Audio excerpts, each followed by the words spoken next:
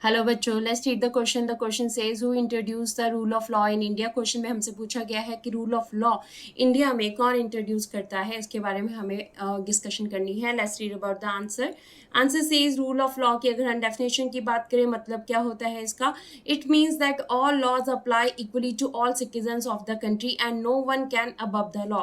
देखिए, rule of law का मतलब होता है कि जो कानून है वो सब लोगों के लिए, सब सिटीजन्स के लिए जो है इक्वली अप्लाई होता है।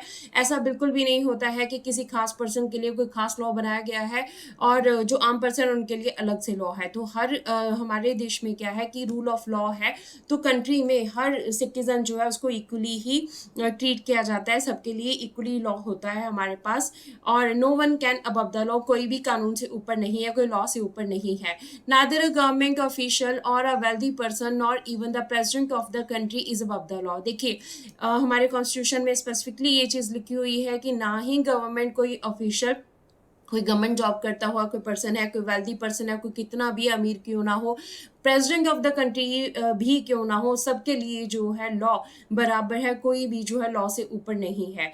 एनी क्राइम और violation of law has a specific punishment. अगर कोई क्राइम करता है, कोई वायलेशन लॉ को, कानून को तोड़ता है, तो उस टाइम के ऊपर उनकी स्पेसिफिक पनिशमेंट जो है वो हमारे पास है। As well as a process through which the guilt of a person has to be establish. देखिए, अगर कोई पर्सन क्राइम करता है तो उसका क्या प्रोसीजर है, किस तरह से उसका गिल्ट जो कोई पर्सन अगर गिल्टी है तो कैसे उसकी क्राइम को जो है वो लोगों के सामने लाना है, क्या प्रोसीजर है उसका, क्या पनिशमेंट दी जाएगी, सब कुछ जो है हमारे पास रिटन फॉर्म में है, सब कुछ हमारे पास है। और ये रूल ऑफ लॉ में आता है। रूल ऑफ लॉ का मतलब कानून जो है इससे ऊपर कोई भी नहीं है और सब इसके सामने बराबर है।